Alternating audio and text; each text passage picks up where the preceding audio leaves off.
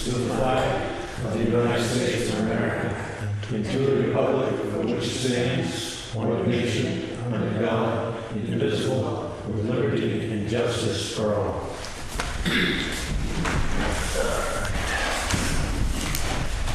So, first order of business is review and approve the meeting minutes for July 1st, 2020, the Selectmen's meeting minutes.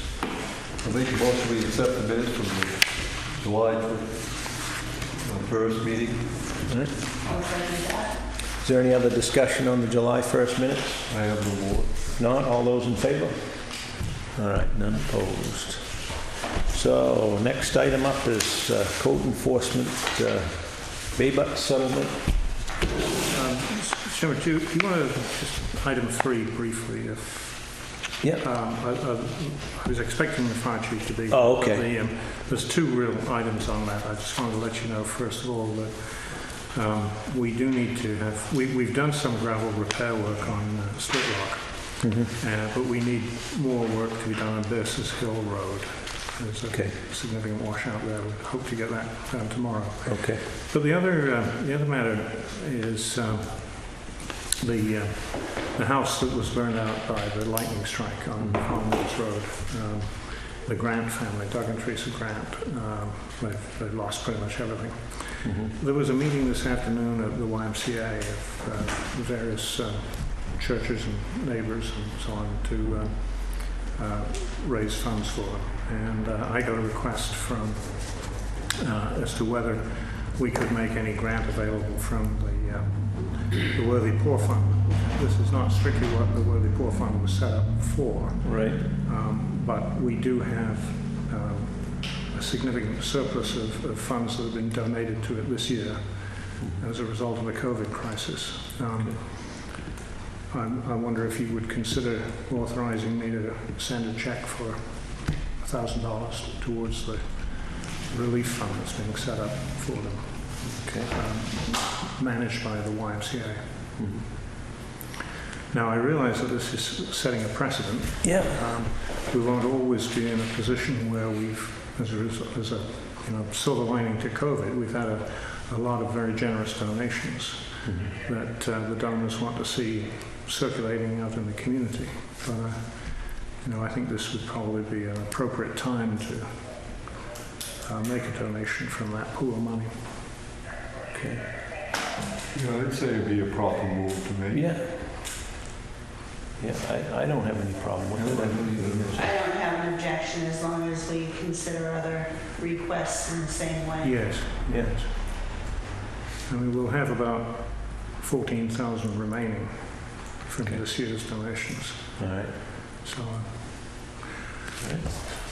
I don't know if you want to make that. So I'll make that motion. I'll second it, yeah. All right. Is there any other discussion on the donation? I'll second that. All those in favor? All right. None opposed. Sounds good. Thank you for bringing that up, Chris. Thank you. So, they got settlement, and I'll defer to Joe to talk us through this, but I will just say by way of introduction that Joe has spent God knows how many hours, and I think the 56 that have been accounted for is actually less than he's actually spent on this over the past 2 years. I'm sure. But we're now close to a settlement, so. Happy to report that the Baybutt property is substantially in compliance. They have installed a new septic system and removed the overboard discharge. I'm waiting for one document to be recorded with Lincoln County Registry of Deeds to complete that process, and then we're at the stage to negotiate a settlement for coverage of legal fees and administrative costs, which is a form that you have there, some paperwork. So at this point, as soon as I receive that last recorded maintenance agreement, Ben Plank, who's our attorney through Drummond Woodson, will contact the Baybutts and present to them what the board feels would be an appropriate fine, if any, along with the recorded costs for legal fees and everything, and that's solely up to the board. Yeah. Do we think this 970833 that we have right now, do we think that's the final figure, or is there going to be some to... There's going to be some more, I'm pretty sure. I would, yeah, Ben has got some work left to do in the actual negotiation. Okay. I'm assuming at that point there'll be some more, not a lot more. But Okay. some more. All right. I think that what Joe probably needs from the board is direction not to settle for less than X Right. in final compensation to the town for our costs, where X is at least $9,708 plus probably a few hundred more when the remaining lawyers' bills come in. So, Right. I mean, I think if you were to direct Joe to indicate through our lawyers that we would not settle for less than $10,500, I think that would be appropriate. There is a separate question which a number of towns would insist on, which is whether there should be, in addition, a fine or punitive damages for the trouble and grief, and that's a question for you to consider. But at this point, I think our recommendation is for the costs. And then again, any negotiation between the attorney and the Bay Butts, myself and the attorney and the Bay Butts, would be brought back to the board for final decision. Okay. Yeah, I think I'm looking at the various different bills along the way, and we probably, we could expect to see maybe another $2,000 in legal fees, maybe. When what was the date of the last bill, Joe? The last one was, Oh, no, we only had one for a while. yeah, it was No, you're right, I was thinking. January, so it's been a while, and I don't, Yeah. Certainly it would be the bare minimum, but I would think, Close to 12,000 would be a good target, if, unless the legal, but I suppose it's conceivable that the legal fees have, and sometimes they build in a final, this is everything, including the closing of the okay, of things. I can check and find out if I can get an estimate or a final on the figure, including expected negotiation time, as long as it doesn't drag out and become. No, I don't want to drag it out, but I was just looking at the last bill was in January, it looks like. And we've had maybe a couple of emails and 2 phone conversations since then, Okay. with no bills for those. Okay, So yeah, that's why I don't think there's going to be much unless the process drags out and he has to bill more. right. But I can find out what that estimate would be to close this out, and then add that to that figure. Yeah. What is his hourly rate, Joe? I believe it's $150 an hour, which is down from their normal $300 an hour because they're representing a municipality. Well, I don't think we ought to settle for a penny less than our total costs. Certainly not, no, I mean, we can use this as a target, and whatever remaining attorney's fees, that's fine with me, as long as we don't, we certainly don't want to go, I'd say less than $10,000. I mean, at this point, I don't think it's going to help the circumstances to say, well, we're going to levy a fine of this much on top of it. I feel like we've... In fairness to the man, he's had to pay $35,000 for his new septic system to be... Yeah, no, I mean, and it was, it took a while to get to this point, but I'd rather see it, fixed and just say, well, pound the fist on the table and say we ought to get a fine out of it too. As long as it doesn't cost us anything, I'm happy, so. Yeah, I agree. I think it's our expectation to be made whole, not to Yeah, come out ahead. right. That's, and if it's $10,000 or $10,500, that's fine. And if it is $12,000, then it should, if there is additional billing coming from the attorney. Well, Assuming that this is close, then. Yeah. Well, if I may, Mr. Chairman, I'll just record in the minutes that your direction is to get the full costs recovered, and that we'll report back to you when we got the settlement. Okay, that sounds good to me. All right. Thank you. Thank you. Yes, yeah, thank you. You're all in trouble. Not an easy process. Yeah. The next item is also in Joe's bailiwick, and I'll just briefly introduce it by saying that we know of 3 possible or probable, I should say, solar farms that are being looked at in Bristol today. My understanding is that one of them would be a 3.5 megawatt solar farm that would be operated as a cooperative in which any resident could, any customer of CMP could buy into. The other 2 would be pure commercial ventures, one of 5 megawatts and another of 3 or 3.5 megawatts. And the one that's furthest along, the one that's the 3.5 megawatt co-op farm, would cover an area, help me Joe, in terms of acres approximately? Approximately nearly 15 acres. Yeah. Now, I should say there's a number of sort of policy considerations or public interest considerations about these.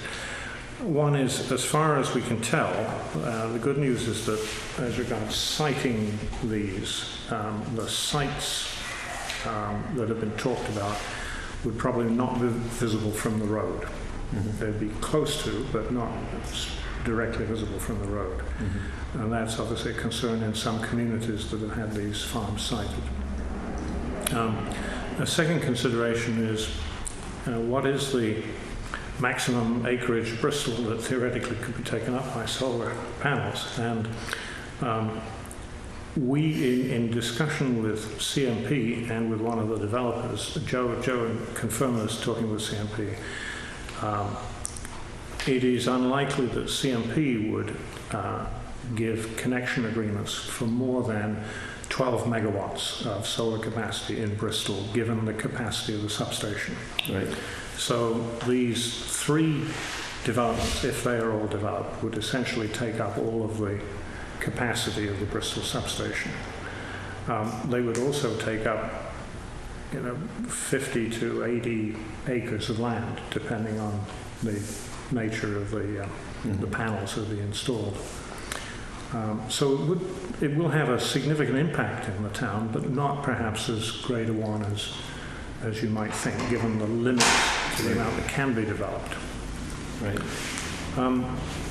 Then there's the question of whether or what revenue the town would generate from these. Mm-hmm. And because of the new legislation passed last year, we would not be able to have property taxes on the area themselves. The only taxes we would get, we would continue to tax the land as if it was undeveloped land. So, which is basically what we're getting now, right? Yeah. So in effect, it's taking those acreage out of developable status for the future. Mm-hmm. So given that fact, we wanted to raise with you the question of what's appropriate for the permit fees. Mm-hmm. Now, the fees, because this wave of commercial solar farms is very sudden, it's sort of burst over Maine with the change in the law last year. Mm-hmm. And so towns are all over the place in terms of what they charge for permit fees. Right now, you'll recall that we did change an ordinance last year, the wording of an ordinance to include ground-mounted solar arrays under the definition of structures. Right. So at the moment, we would charge them a fee as if as an unheated commercial structure of 15 cents per square foot of ground footprint covered. There are developments that have been permitted now in Damerscott and Waldoboro, both of which towns have 30 cents a square foot. There are other communities which charge on the basis of per solar panel or per megawatt or whatever. But as we think about this, I hope I can speak for Joe in saying we'd probably recommend that we try to align ourselves with other communities around, and that a change from 15 to 30 cents per square foot would be appropriate. What's our regular commercial fee? 15 cents a square foot for unheated space. What about like a full-blown commercial building? Heated would be 25 cents. 25 cents. Yeah. We're talking, of course, in very significant square footage. Yeah. Oh, yeah. We're talking in Over 500,000 square feet, Right. which is an estimate and may not be completely true because they would need to take the measurements of each solar panel and measure the ground as it's, a 5x8 panel may not cover 5 square feet. Right.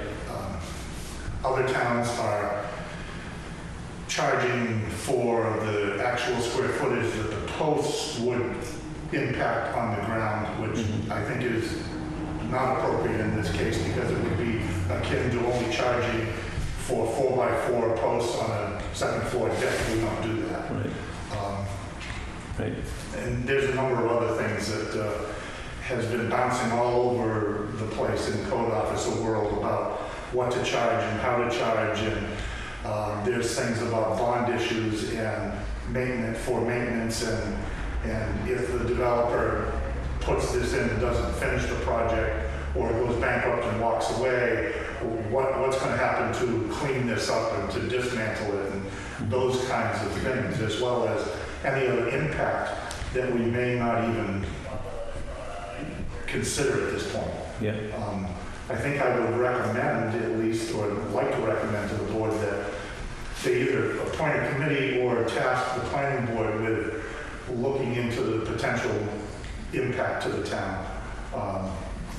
There could be, there's safety issues with static electricity that I've heard from other areas, to make sure there's enough access from the fire service in case it either generates a fire or it's impacted by a fire. All of who's going to maintain the grass that grows up that may come in contact with any electric circuits or anything that may be involved in this. Yeah, I would think that would be a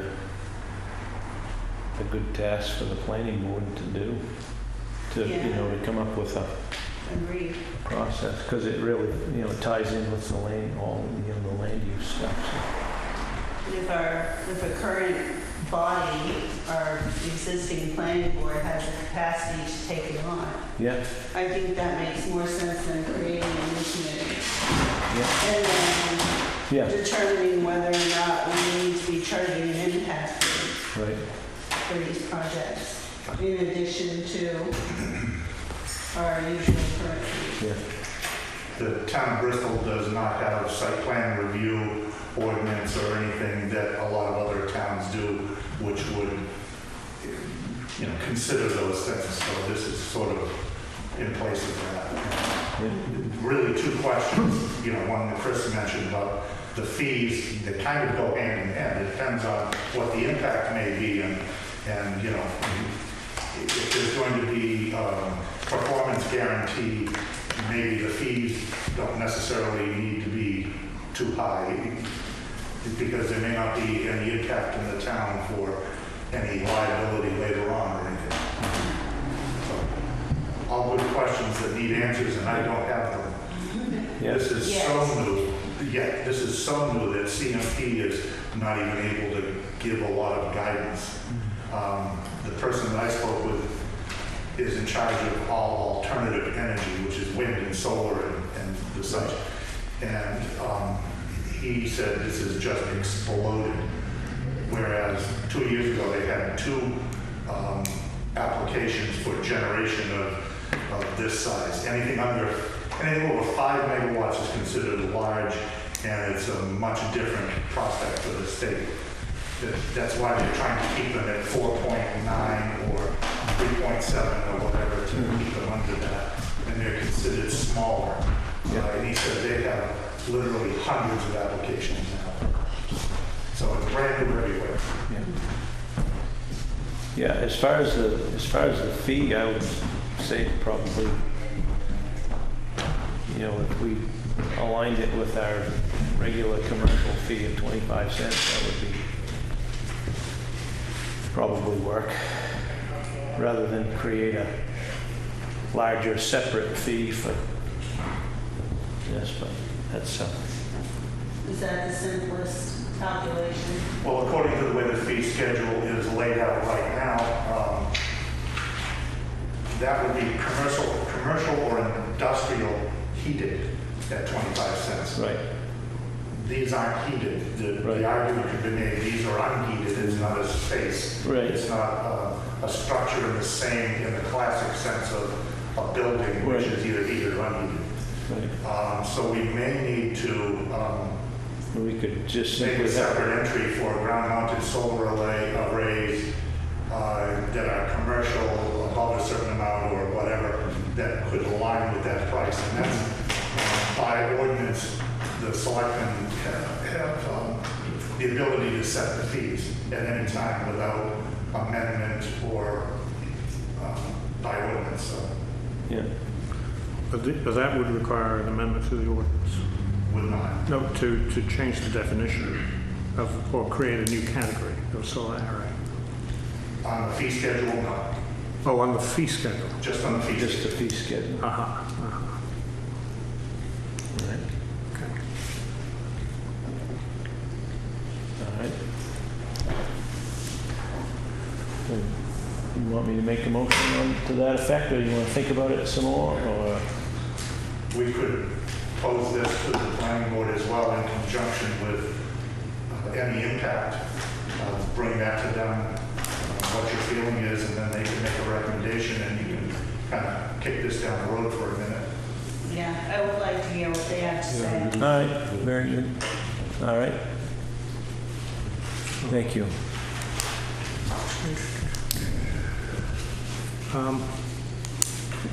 One final item in Joe's world. I had actually expected Robin Mahan to be here tonight. He said he would be. He wishes to appeal the subdivision fee that he is being charged. Joe, would you mind talking through this particular subdivision Certainly. subdivision amendment, excuse me? Subdivision review for a full subdivision is $1,000 plus $50 per lot, which is a consultation fee to be returned. So it's $1,000 charged for a full subdivision, which is anything 3 lots or more, whether it includes a road or not. Subdivision amendments or modification of an existing subdivision is $500 fee, flat fee. Normally that goes before the planning board. They have, in a prior subdivision amendment, authorized the CEO to take care of some very small, straightforward amendments, which would be the movement of a lot line or something like that, which wouldn't necessarily require a full planning board meeting in that. Right. We did have, 4 or 5 years ago, had a modification come before the board, and they requested a reduction in that $500 fee. And it was discussed over a couple of meetings, and they decided that it was inappropriate to reduce it because it was very difficult to identify what was going to be minor to allow for a $250 fee, or what wasn't. So they decided that it would be the better choice to leave it alone and leave it at $500. Mostly because of the amount of work involved in the code office as well as the assessing office, the recording of not the recording of the deed, but the retention of the deed and filing, creating new files for new lot creations, as well as updating subdivision folders and files and all that kind of thing. So previously they decided to leave that alone. Mr. Mahan was asked to reduce that fee for a subdivision amendment for Robbins Ridge subdivision off of Split Rock, that he is adding a parcel of land to a lot there that is also being split. He's buying a large piece, splitting off a piece, taking the remainder and adding it to an existing subdivision. Originally, I told him that I might be able to okay that and take care of it because if it was just a lot line change, but it's a bit more than that. So he's going to have to go before the board anyway. Yeah. Not that that matters fee-wise, but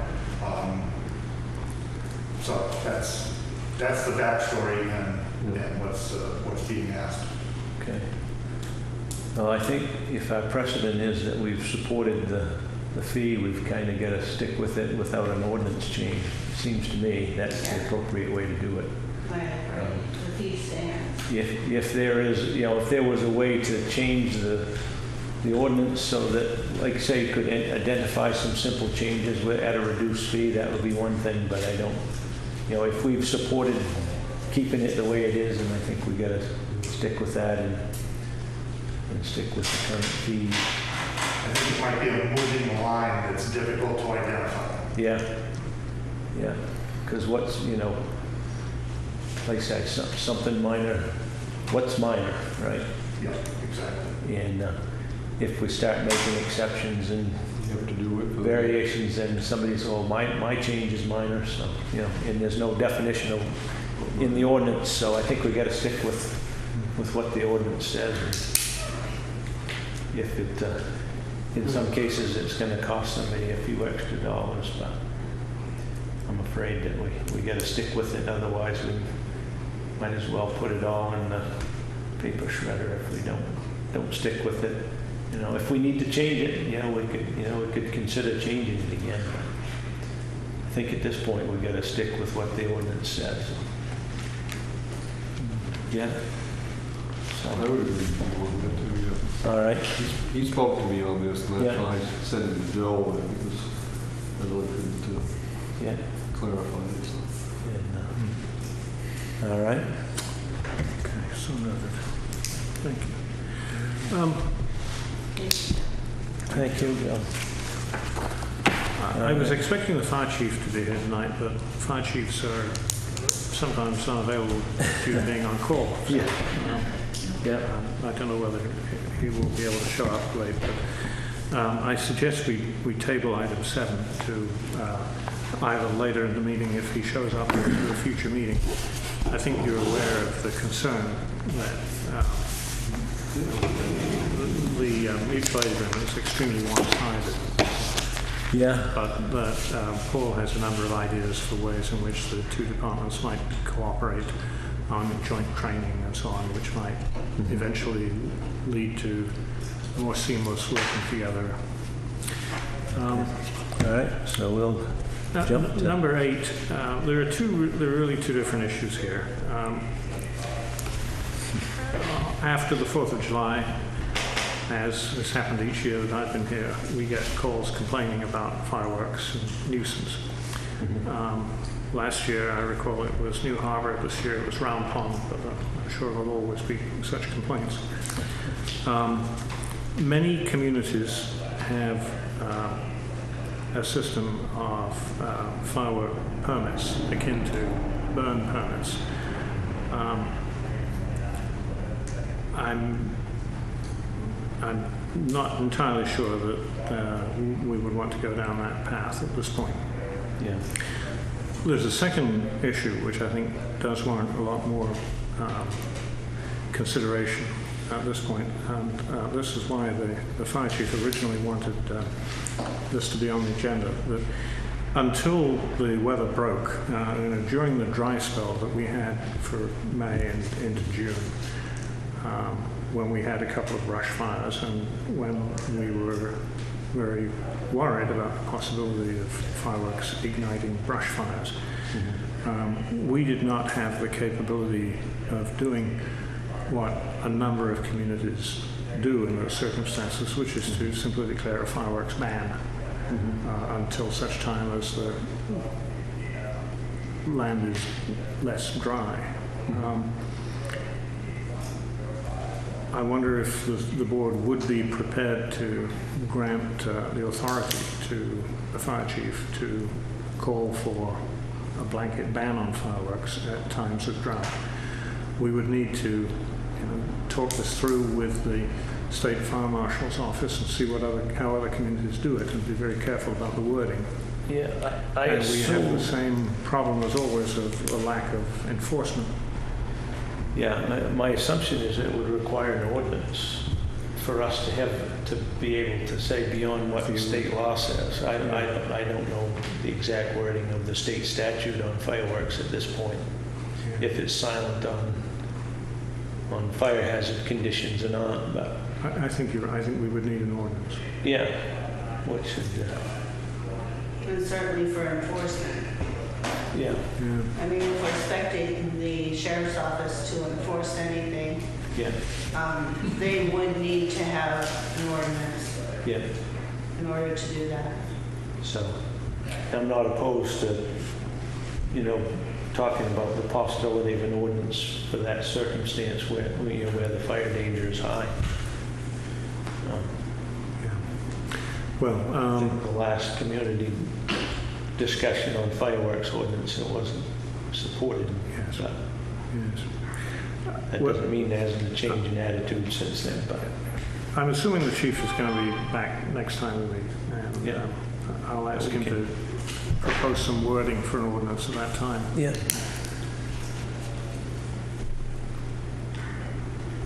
All right.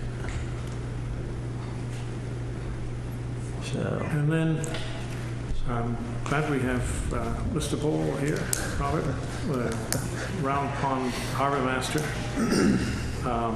And I've been following a bit from a distance something of a tale of woe regarding a resident who has insisted on moving his permitted mooring more than once. But I believe you've got good news now in terms of an offer for better behavior. Different things. This particular person is a repeat offender. Yeah. He's just outside of the harbor. And a couple of years ago, we went round and around with the guy because we let him have 2 moorings in front of his property. Well, he decided he didn't want to look at his boats in front of his property because they were blocking his view. So we moved him on in front of the neighbor's property. So we went round and around with him and finally got him to move his moorings back. Well, he's got new neighbors now, so we tried it again. He's got a 45-foot sailboat and he wants it in front of the neighbors so he doesn't have a view. I went down to see him. I actually caught him moving it. And I told him, you've got 2 choices. Either you move it back or I'll have it moved myself. And if I moved it, I was going to take it completely out. So he's challenged us on the fact that we can't touch his mooring. And I went round and around with him. And he wouldn't answer my calls after a while. So I had John Selecki call him. yeah. He picked up from John, and John told him the same thing. So right now, it looks like he's going to move. I I've got to get down and put a marker way down. Mhm. But it looks like he's going to move it back. But we sometimes wonder where we stand when we're up there on the end of a rifle barrel or something. Yeah. Well, I think the question for the select board, Robert, would be, in my mind, is do you have the authority to either invoice him for your cost of moving his mooring, and which clearly you do under state law, but there's also the question of whether you can simply revoke his permit for a mooring if this behavior continues, that he can't have a mooring in Round Pond. And again, I think it's clearly within, in state law, that's part of your rights to enforce the law. We reviewed our ordinances and feel we're in the right if we want to take possession of it. Yeah. We don't want to have to do that because it costs time and money. Yeah. And what are we going to do with more? Yeah. Right. But I think at this point, now that hopefully you have a settlement, I think you're just looking for guidance to affirm your reserve authority, right? If the settlement isn't carried out, Right. then you want the board to back you if you throw the book at him. Right, because I've got it all lined up. If he doesn't move the mooring by next Wednesday, Jamie Brenkel will be removing it. Okay. And we'll be paying the cost of the removal, Yeah. but we'll have the mooring. Yeah. If he wants the hardware and the mooring, he's got to pay the bill, but he's not going to put it back because I won't permit it. No. So, Yeah. No, I don't have any problem backing you up. It's we just, sometimes we get an X stuck out there and yeah. we're not real sure. This guy, he just doesn't want to be a good neighbor. No. So, It's and he knows he's done wrong. The only reason he's trying again because it happened to be Dick Chudder's property where Mhm. he put the mooring. Yeah. Just Heather owns it now. yeah. So when no one was looking, he moved it back in front of the property. Bad thought was I was looking. Yeah. I happened to come up and the divider was there. Yeah. So, Shudder fought over that several years. oh, I know. Yeah. He even come up to the house with his survey map. He hung a rope down on the ledge to show me where the line was. Yeah. I mean, this went on for a couple of years. Yeah.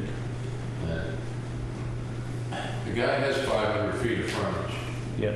so there's no reason he can't keep his moorings in front of his property. Right. You know, we don't have an ordinance that says you have to, but you have to go by where we tell them to put them. Yeah. Absolutely. And that, you got to have that. You got to have that. You do have that authority, and you have to maintain it. If you don't, then everybody can adjust them more and however it suits them. Well, I mean, it does go on. People adjust Oh, yeah. moorings all the time. I mean, Yeah.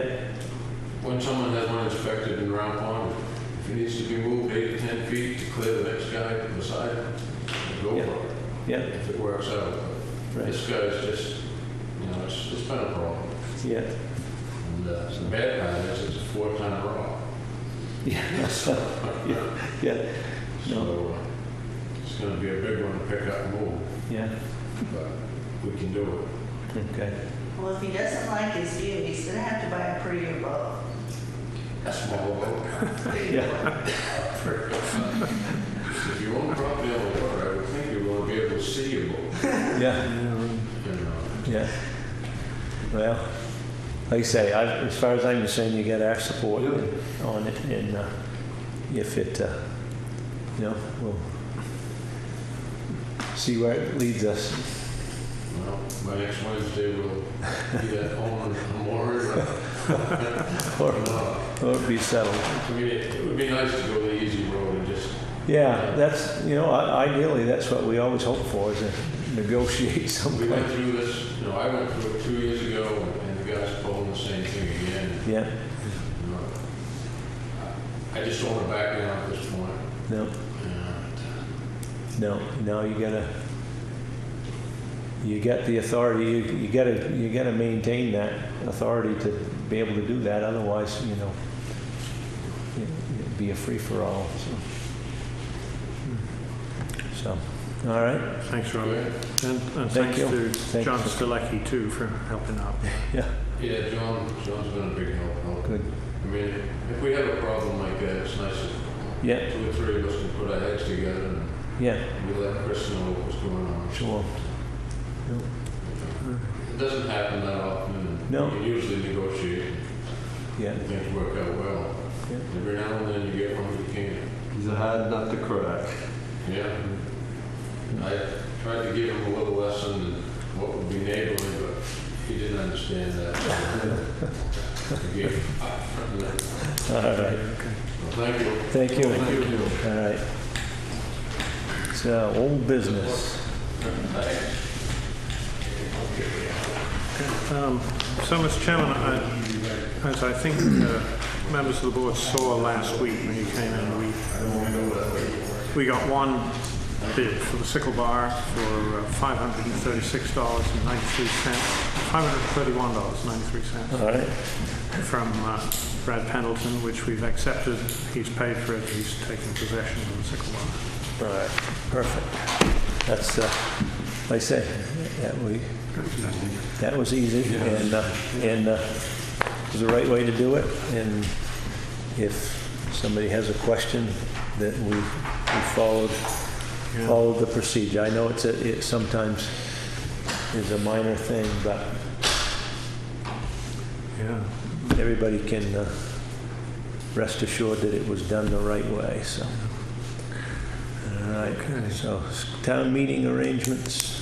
Mr. Chairman, you will recall, of course, that we are currently in recess until August the 4th. And I think we all hope that at this point we can just have the rest of the meeting and get it over and done with. I went up this morning to take a look at what Damascotta are doing for Laugh, because they're having their town meeting tonight. And they're having it in the school gym at Grace Hall Bay, and they've got 50 chairs widely spaced. And they don't expect, or maybe I should say they hope, that they won't get 50 people there. Right. They think they might get 30 or 40 people. I don't really have a basis for predicting, but I think we ought to proceed on the assumption that we will do something similar. We'll space out 50 places. I did notice on Whitefield a meeting this weekend, and they've said if the number of people attending the meeting exceeds 50, then the meeting will be postponed. But I think we should just proceed on the assumption that we probably will not get 50 people there, and aim to I think we. the meeting. Now, one thing I would like to suggest, and if you don't mind looking at this note in front of you on the articles to be voted. One way we might actually get less people show up, and might also save the town some money. There are 2 of these money articles that I think are not urgent for this year. I know Pat Porter, who's the chair of the Bicycle and Pedestrian Committee is here, and she may disagree with this, but probably the single most controversial item was the idea of allocating funds for pedestrian and bicycle improvements. And I think that much of the dissent on the budget committee was that maybe this had simply not been presented yet in an organized way that demonstrated the need and the uses of the intended spending.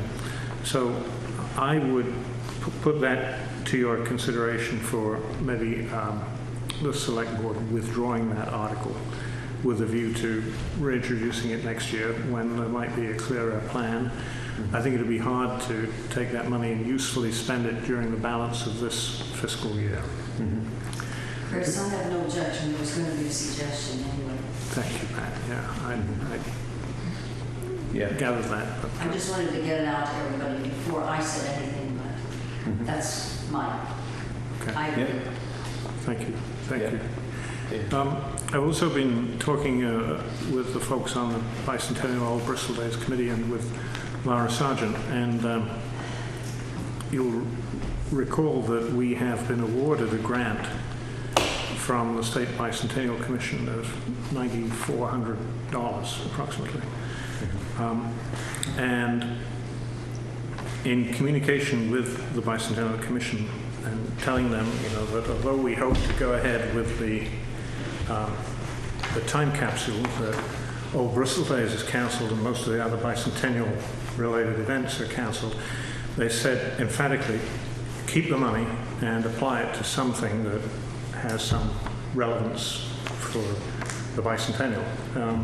So I would again propose that we withdraw Article 36, and that of the funding that we are to receive from the main Bicentennial Commission, that we allocate approximately $1,300 of it to Old Bristol Days expenditures which were incurred before we shut it down. The biggest item there is a down payment on the tent rental, which they've agreed to roll over to next year. That we allocate, it's going to end up at approximately $3,500, I think, to do the time capsule and to bury it under a suitable marker and with the grove of white pines that's been talked about, the Bicentennial Grove. And that would leave a balance of around $4,000 in the grant that they want us to have some useful bicentennial related spending on. And what I would put to you for that is a proposal from Bobby Ives that if the balance in that grant, that roughly $4,000 could be put towards the town archive vault that they are building at the Pimlico Mill in the old Poole Brothers retail building, which is becoming the Bristol Centre, the Centre for Bristol History. But it seems to me that use of the funds is the best one I can think of for the moment, that has some kind of bicentennial or historical flavour, and would avoid needing to send the money back. Chris, excuse me, but they said that it could be used next year too, in that email. It can, if we're going to have any bicentennial events next year, and I'm not I sure. just want to. Yeah, well, no, that's absolutely right. But we have a letter from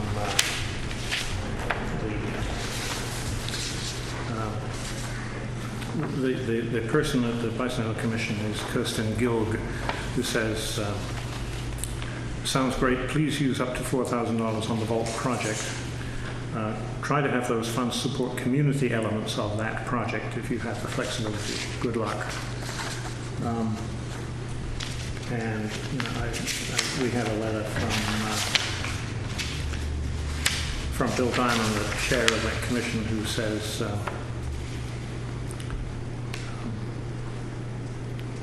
to be clear, we do not expect that you return the grant money if you have uses that you can put it to. So, I mean, if you're okay with that, that's what I would propose we use the grant money for, and that we withdraw the article of $10,000 funding for the Bicentennial and Old Bristol Days.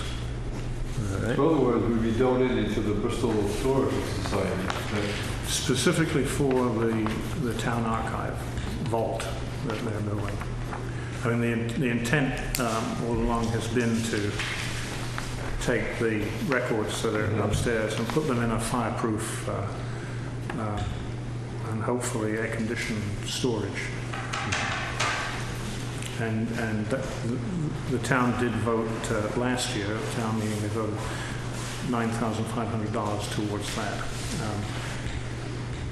My understanding from the Historical Society is that the total cost of the vault is going to be in the order of $30,000–$40,000. So, these are small payments towards it. They're doing most of the money raising for it. But this will be a benefit to the town. And, I think they can put a plaque on the wall thanking the Bicentennial Commission. So. Yeah. But if you've got alternative uses for that grant money, then this would be a good time to. Yeah. All right, well, that's good. But if we take those two articles out, we're left with four money articles and plus the 7 non-profit requests. The substantial one, of course, is the funding to complete the fish ladder and the dam repair. This was, I think it's fair to say that this was controversial at the Budget Committee only from those people who had opposed repairing the dam in the first place, who wanted the dam completely removed. And there are obviously still some such people around, but given that the town voted by 900 to 100 to repair the dam and restore and rebuild a fish ladder, I think I'm pretty confident that this will be approved by the town meeting. Yeah, I'm not too concerned about any of the other articles, really. And the nonprofit request, we wouldn't be looking to take that from taxation, of course. Somebody would have to We'd have move to take it from Surplus, because we've already set our own That's rates. right. We actually considered that in setting the mill rate. I mean, we could certainly take this out of the overlay, but I think it would be appropriate to. Yeah, I think Yeah. at this point, since we've already committed, I would be more comfortable with that. And because the two articles that you would withdraw, 13 and 36, come to roughly the same amount of surplus. Yeah. Yeah. So, yeah, I think we just, we can take the articles in order and make the motion as appropriate for each one. We are getting the crosswalk finished here in Bristol Mills. That will get accomplished out of the road budget, so, which was part of that piece, part of that whole discussion. So, all right. So related to that, today I got a request from the AOS office. Could we, at the end of the town meeting, when the regular town meeting adjourns, could we open a special town meeting to consider 2 warrant items that I think you have in front of you? So Rachel and I went over the laws on this, and you'll recall that in the most recent special town meeting that I remember was the vote on the dam. That required 60 days notice because it was a secret ballot town meeting. And the law specifies 60 days for written ballot town meetings. It requires 90 days notice for various kinds of ordinance or charter changes. But it only requires the 7 days posting of the warrant for articles such as these that would be voted in an open town meeting. So we would have the time to do this. If you favored doing this, the mechanics, I think, would be for you to direct me in principle to print up the warrant for your signature probably next week when you come in. It would have to be posted on the 28th, on Tuesday the 28th. In other words, the day before your next meeting.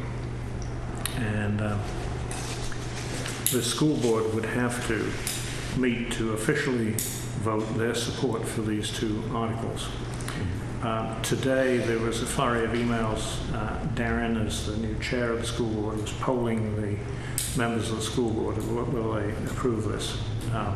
I think he has 3 out of 5 replies so far. But that's a poll. It's not a vote of the board. They are hoping to hold a meeting on either the Thursday or the Friday night next week by Zoom. That would allow time for notice of the school board Zoom meeting, and it would allow time between that meeting and the date by which we'd have to post a warrant. So, I mean, it's tight, but if you were okay with authorizing it, then we could do it. And we would, in effect, simply add those two articles as a special town meeting at the end of the regular town meeting. To talk to those two articles, so we don't yet have a plan for what it would cost to reopen the school to comply with COVID. I hope that we're going to get an estimate of that, and we're going to see a plan when you meet in August with the school board, but we don't have it yet. However, there is, I'm told, something of close to $400,000 of unexpended funds from the school year just ended on June the 30th. And those funds will presumably revert to surplus unless there's an affirmative vote to do something else with them. And what's being asked for here is to take $100,000 and put it in an instruction reserve, and take a second $100,000 and put it in the minor capital reserve, the existing reserve fund for minor capital repairs.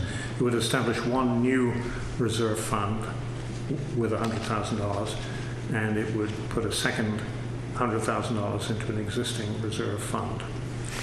And the balance on top of that, whatever that finally is when all the bills have been paid, would revert to surplus. That's my understanding.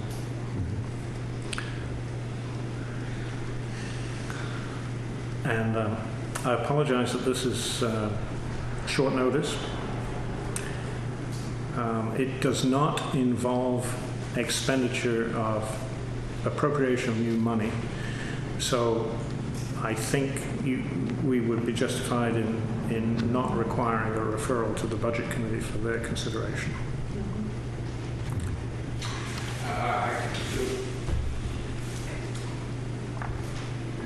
You should go to the Budget.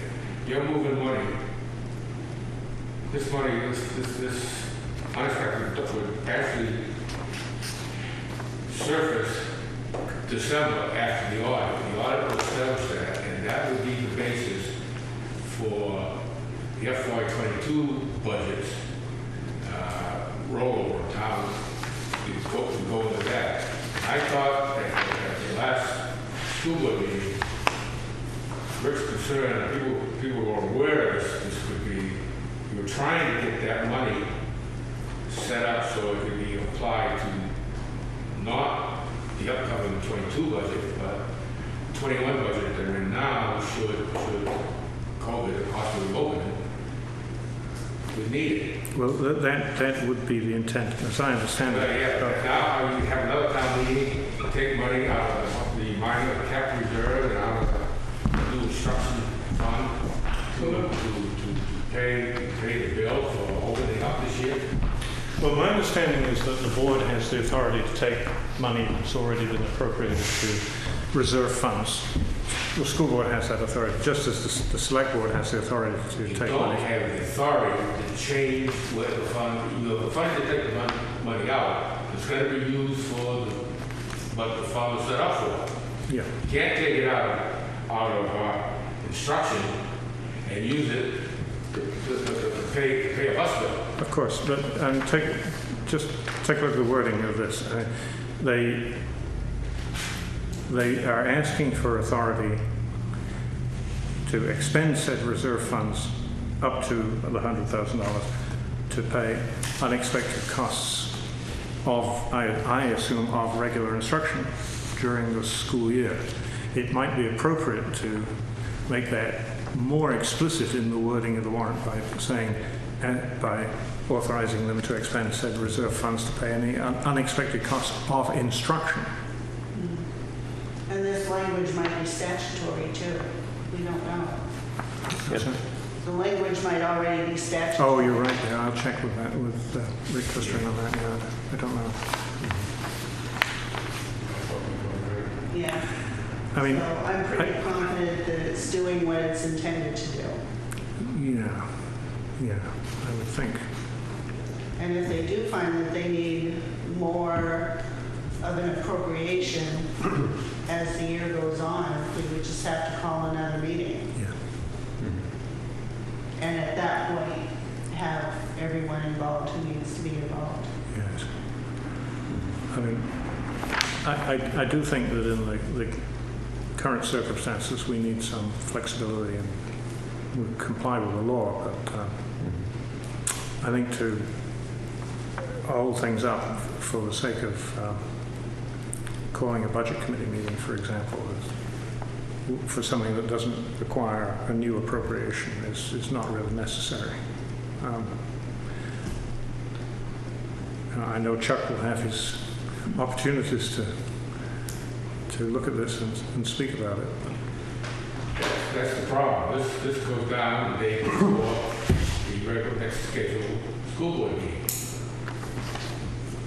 So you would move the school board meeting back in front of this one to set that day.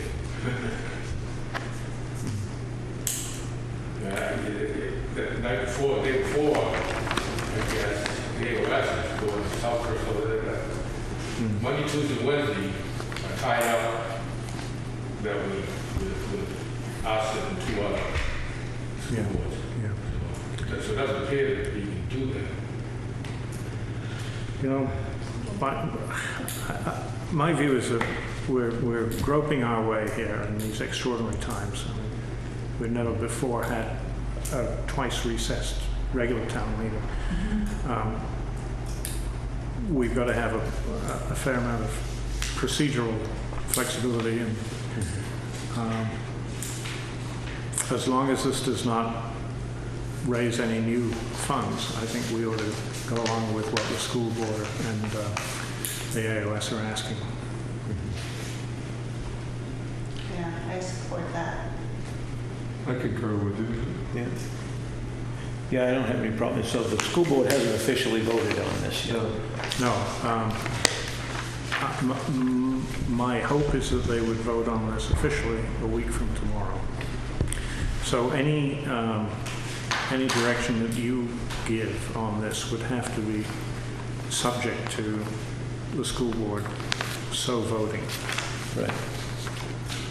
So the plan would be for us to meet next Wednesday and make the final decision. Well, I'm not sure that they will have met by then. I mean, the problem is they need to give 7 days notice of their meeting. So if they give that notice tomorrow, they would meet Thursday night. Yeah. I mean, you could do one of a couple of things. You could give a conditional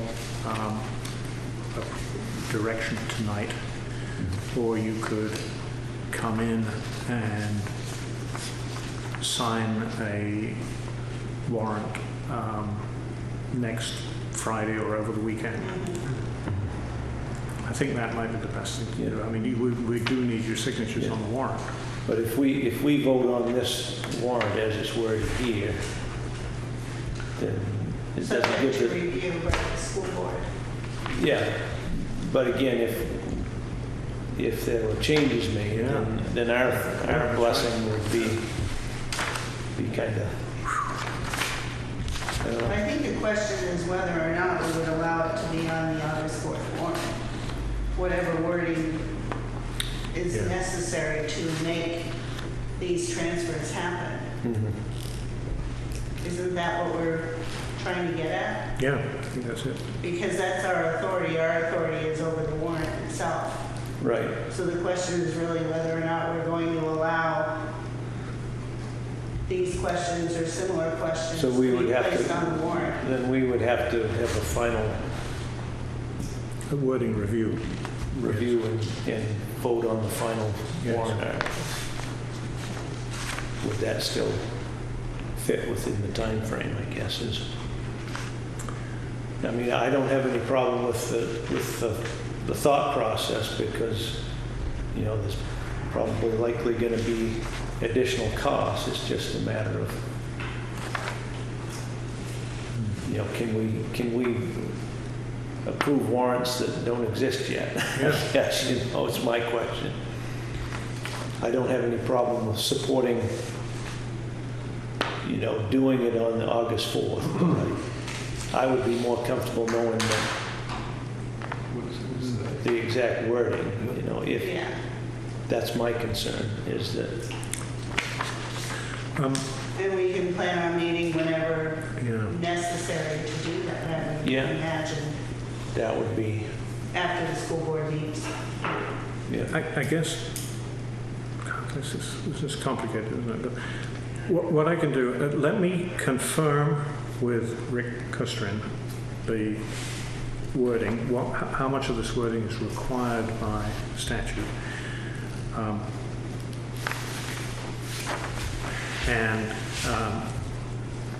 If there are any changes he proposes, then I'll put that wording out for you to review on Wednesday next week when you come in. Okay.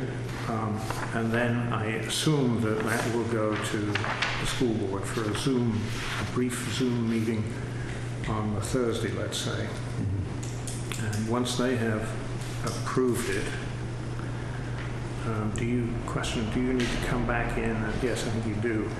Once they have approved it and their vote is recorded on the warrant as a recommendation, then over the weekend, if you would be willing to come back in a second time and sign the warrant. I think that's how we'd have to do it. If the school board makes changes, then I think all bets are off, and we'd better tell them to go back and think again, and if they really need this, they'll have to have an extra special town meeting later in the year. Yeah. And they're going to have to move fast to do this.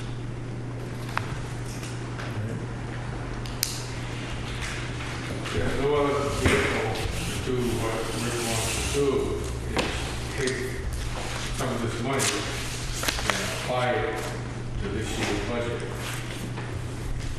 That's what he wants to do. But take last year's surplus and apply it to this year's budget.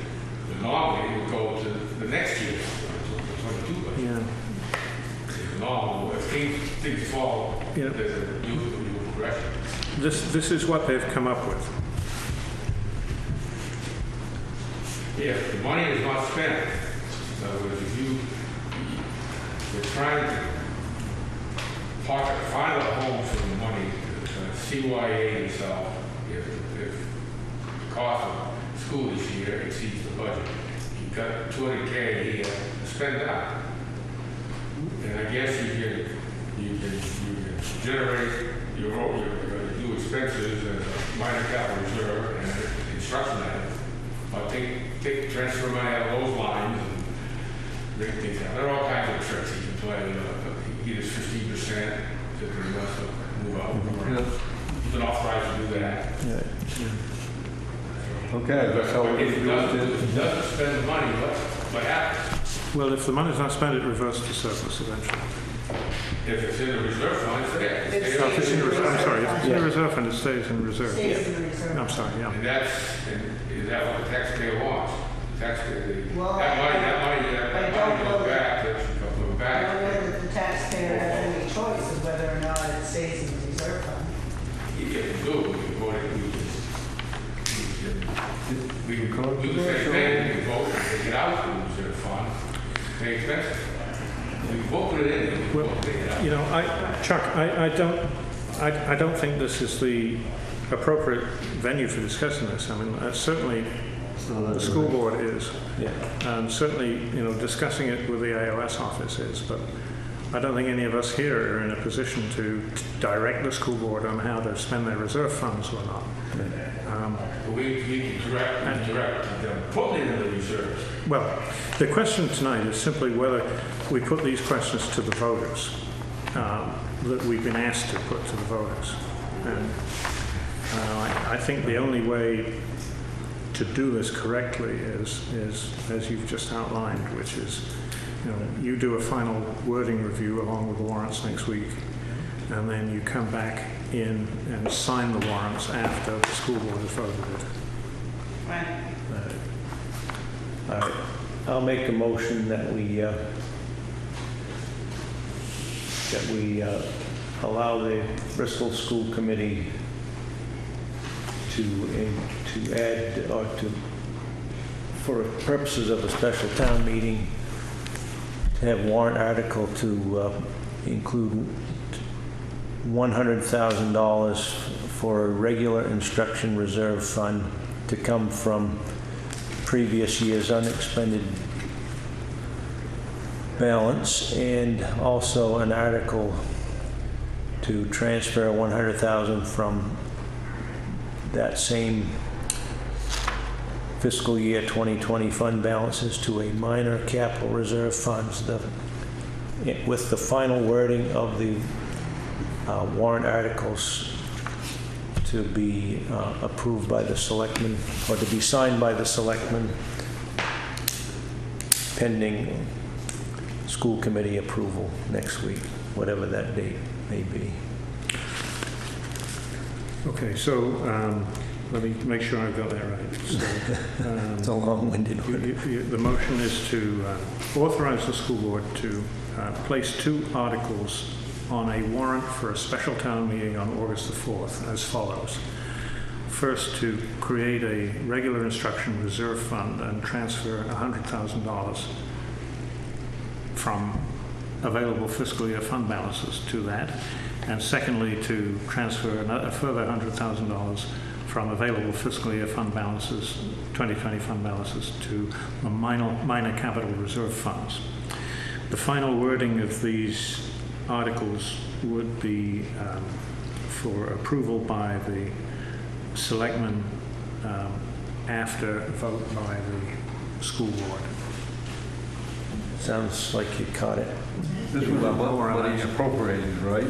This is money that's Appropriated carried over last year. essentially from last year. Yep. Right. It's not additional. There No, won't I be know, any. appropriated we did last year, right? Yep. That. I'll second that. All right. It's a. All right. Makes sense to me. I just want to make sure that we,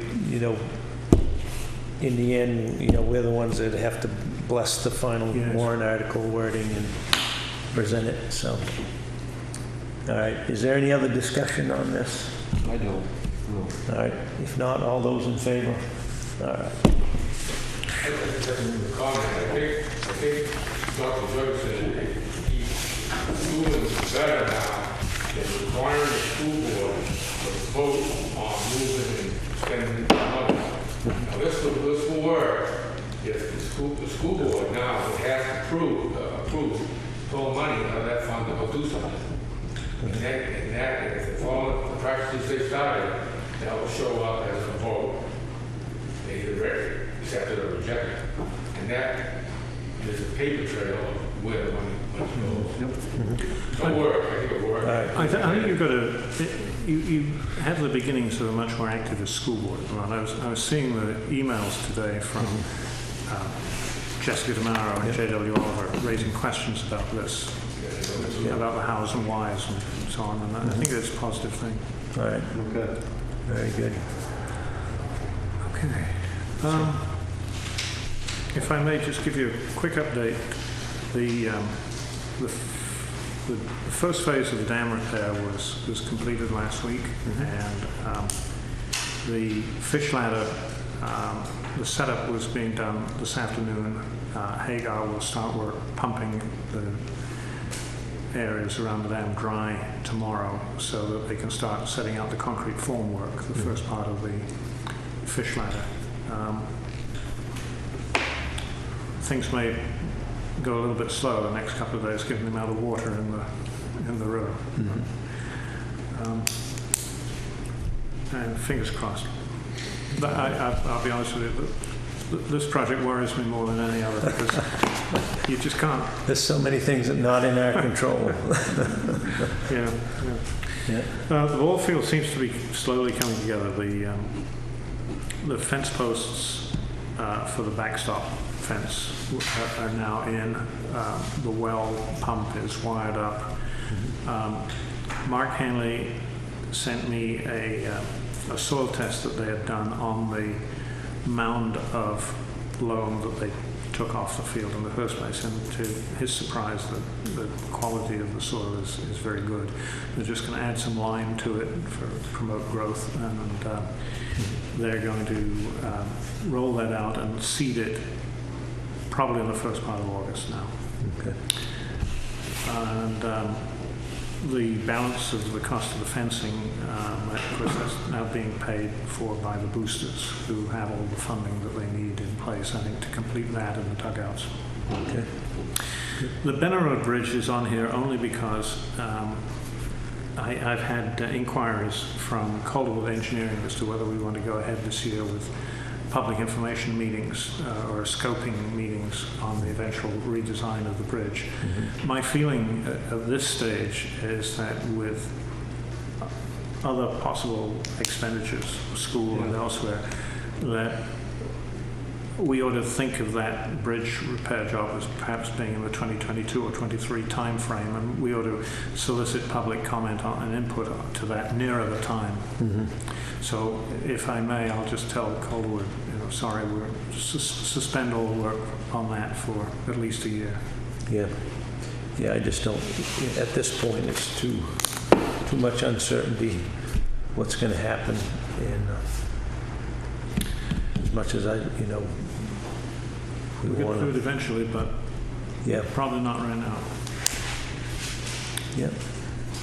All right. Concerning the ball field, if you take an action to, I guess, do something with the $1,300-$1,400 that's left over from the donation that wasn't applied against the handling contract.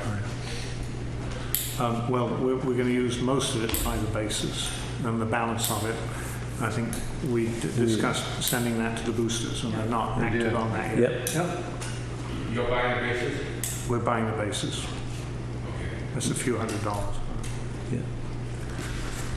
Down for the pieces. Okay. Yeah. So you'll recall that we agreed that we'd have a second joint meeting with the school board, and the logical date for that would be August the 5th. Right. Get the town meeting out of the way. One thing I would flag to you is that Rick Custering, the business agent, is leaving at the end of this month. He's moving to a job which will reduce his commute and increase his salary, he says. There you go. But I think Craig and an increasingly engaged school board are good for discussion of whatever the plan is. I just hope that by August 5th there is a plan. Yeah, that's going to be the important thing for everybody, is to have a plan. And I'll say that I need to say that I've asked, and I understand that there is a planning group, and that they've been for each of the schools in the AOS, and that they've been getting guidance from the state as the state evolves its guidance.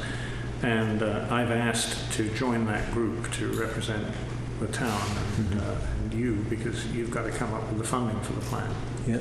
And I've not yet been invited to any meetings.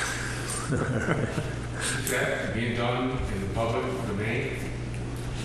I assume it's considered a staff meeting. It's not a meeting of elected officials. But that will be a question to Craig. Is this a AOS 93 wide? No. See, as I understand it, and I'm picking this up, secondhand here, it's a small team, mostly within our school, but with participation from, I assume it's been from Rick and Craig, and with guidance from the State Department of Education. But Is Bristol home? well, each of the schools has probably got to have a different plan in detail, because they've got different capacity of classrooms and other spaces. So a one-size-fits-all is probably not going to work.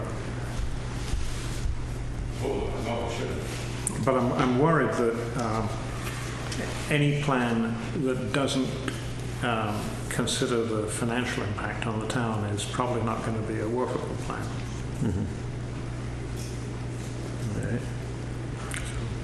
So August 5th, I if will that extend works that for everybody. invitation for them Yep. to come at 7 o'clock.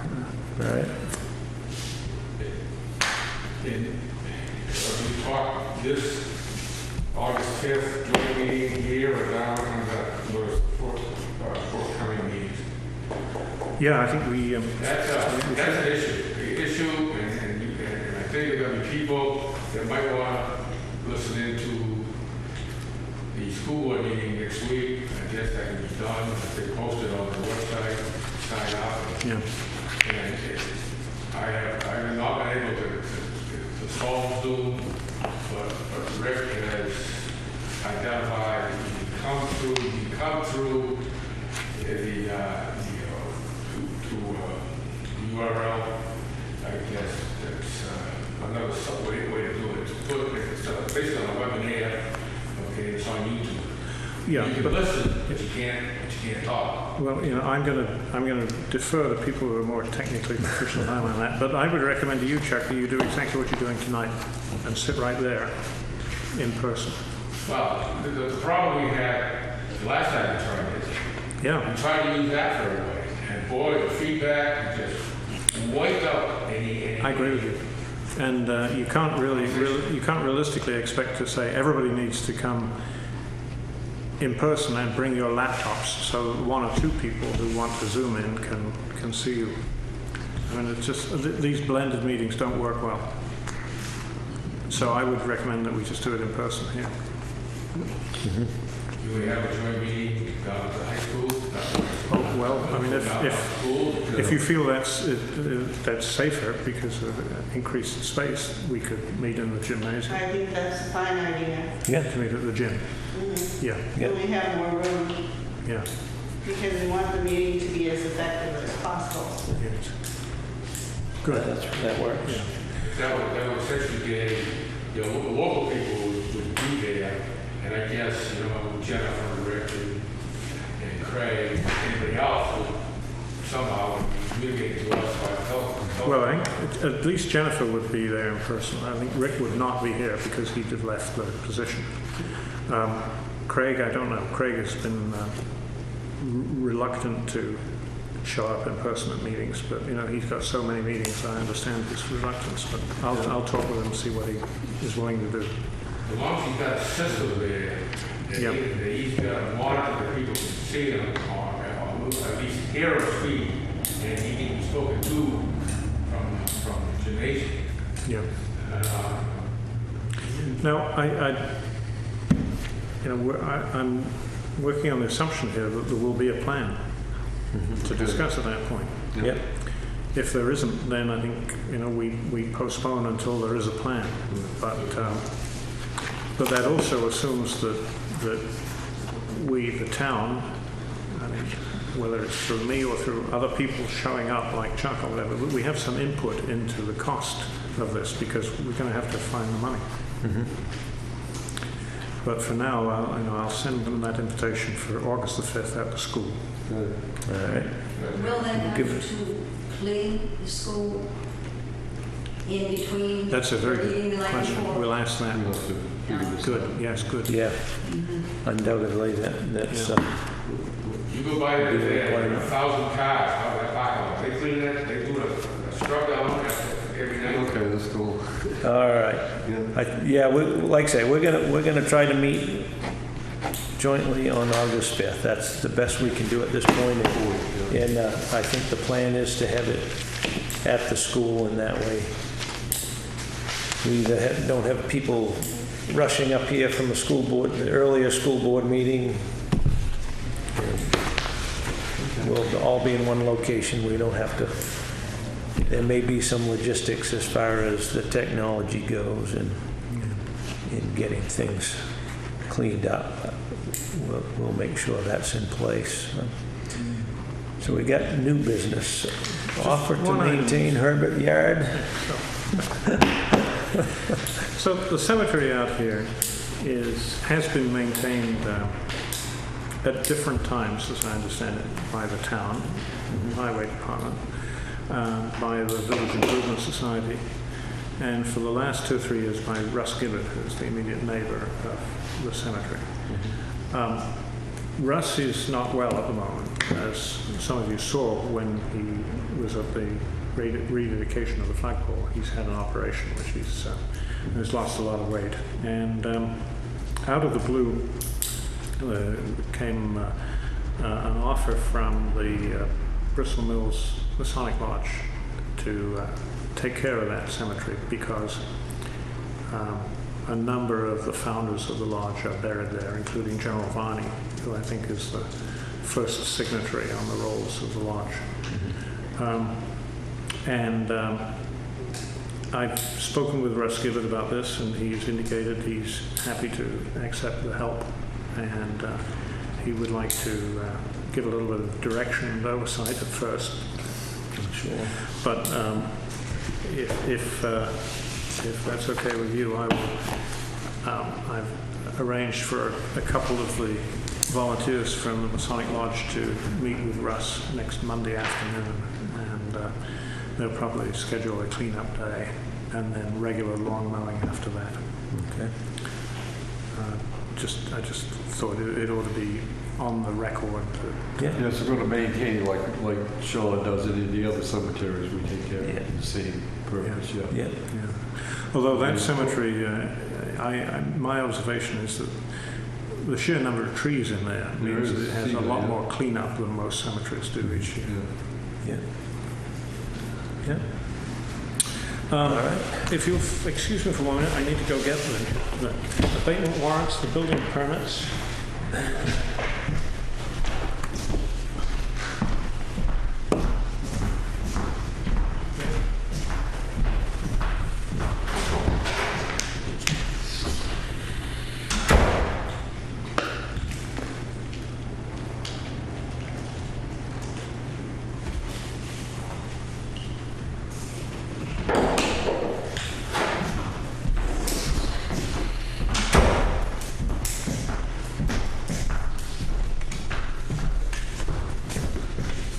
So the one abatement warrant request is the old chestnut that you see every year, the request for the parsonage of the New Harbour Church.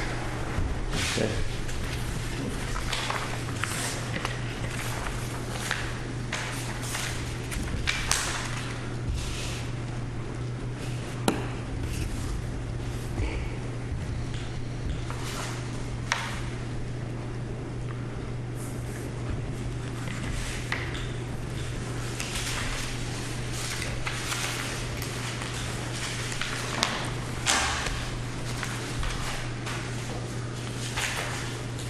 Read that before they come to-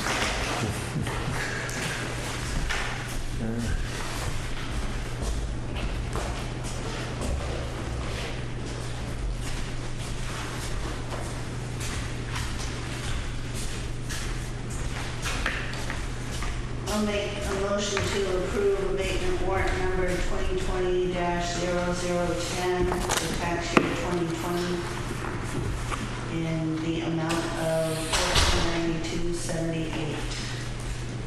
I'll second that motion. All right. Is there any other discussion on this abatement warrant? Hallelujah. All those in favor? Aye. None opposed. The abatement warrant is approved. Thank you. All right. 3 building permits. All right. Evenly divided tonight.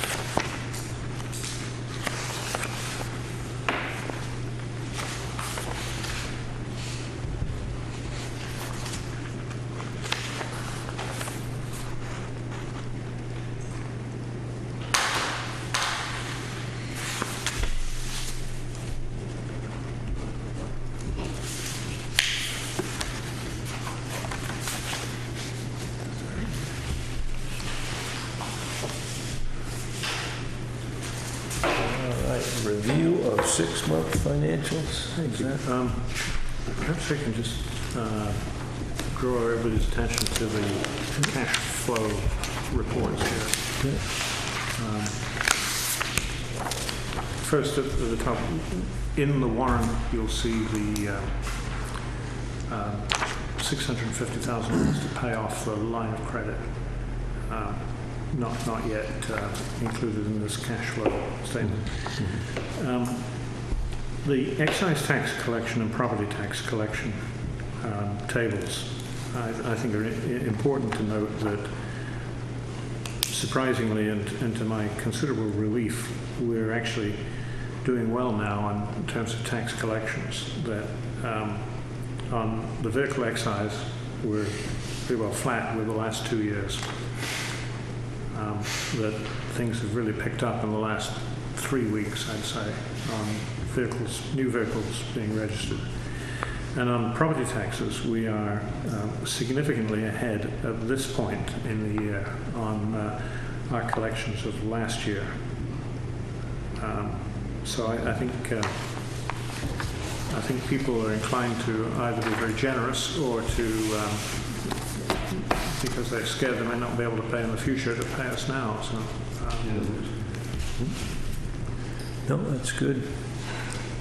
That's good. I think you have a detailed report here on how we're doing halfway through the year. And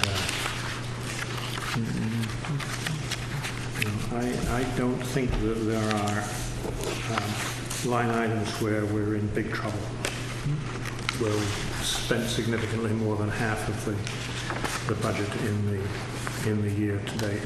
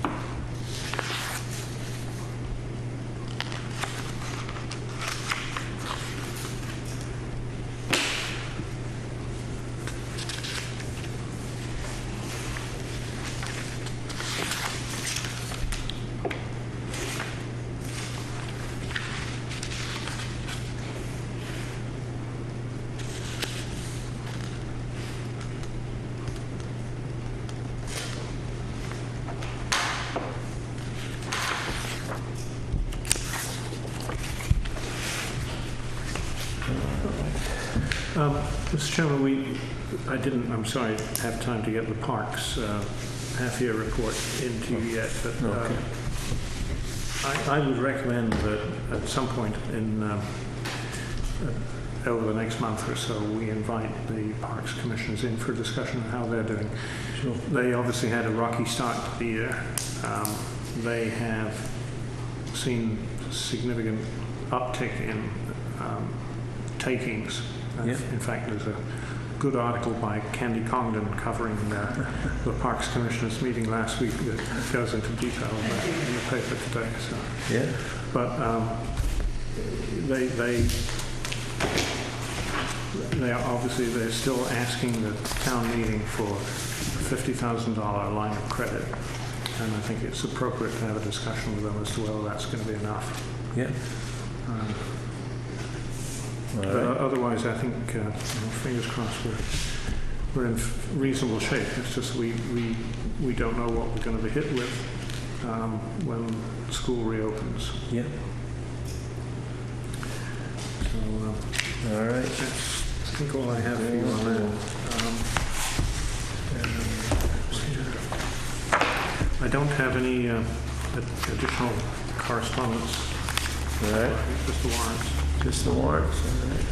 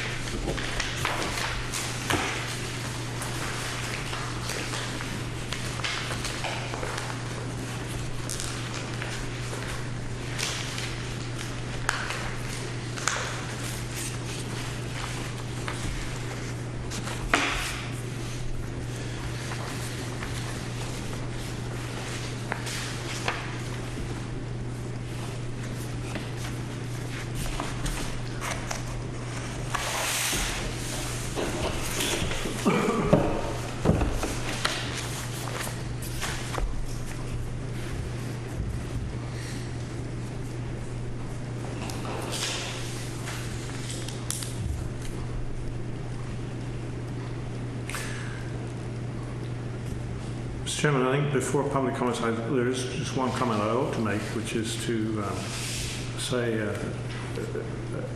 job really well done by the town clerk, by the ballot clerks, by the volunteers, including our new office assistant, Lindy Dodge, who was working the polls with Rachel.